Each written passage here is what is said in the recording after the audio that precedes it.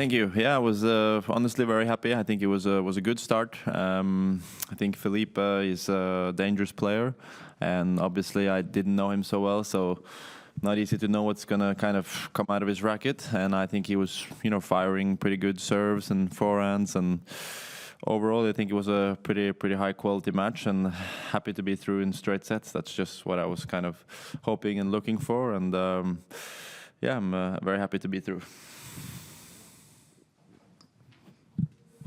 Hello, Casper. Hello. You had a pretty short time between Geneva and your coming here. How did you manage it?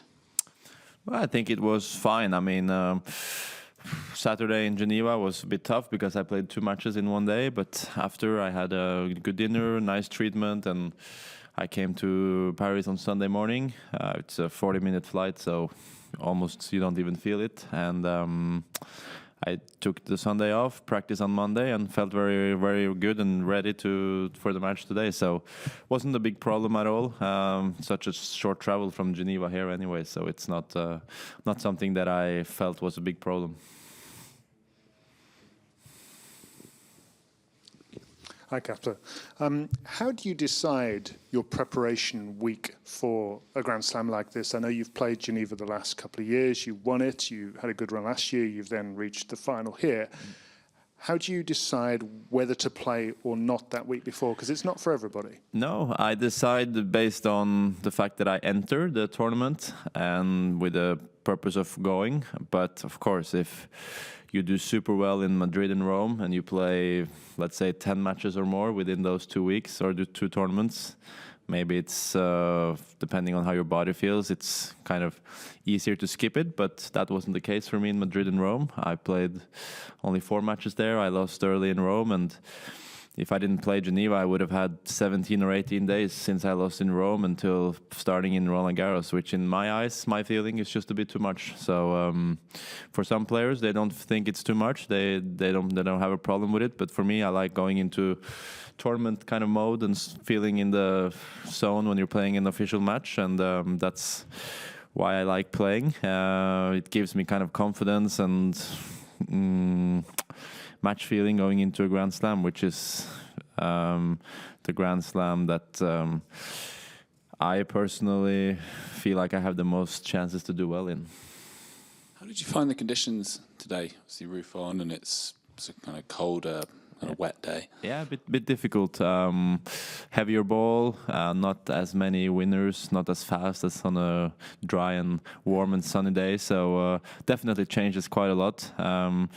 Obviously, clay is a surface that I think at least suits being played outdoors a bit better. So indoors is not a favorite of mine, but it's the same as same for my opponent and same for everyone. So you just have to deal with it. How do you try and compensate for that? Are you thinking consciously, right, well, I've got to hit my forehand differently, hit my serve differently? Not really.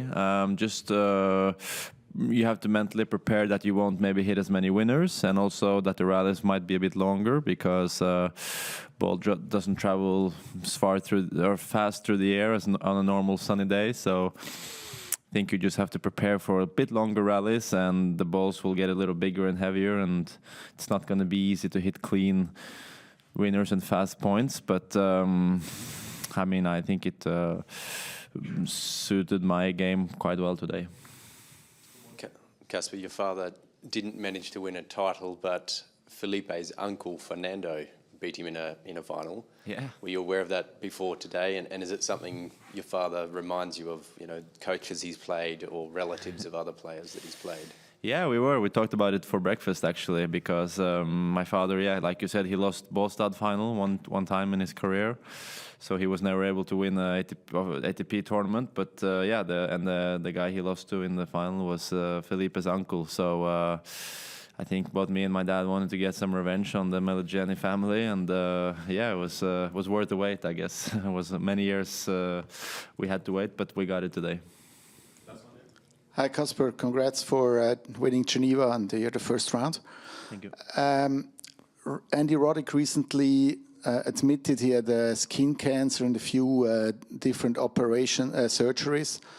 Is that something that gets a little bit overlooked, that danger, and how do you tackle that?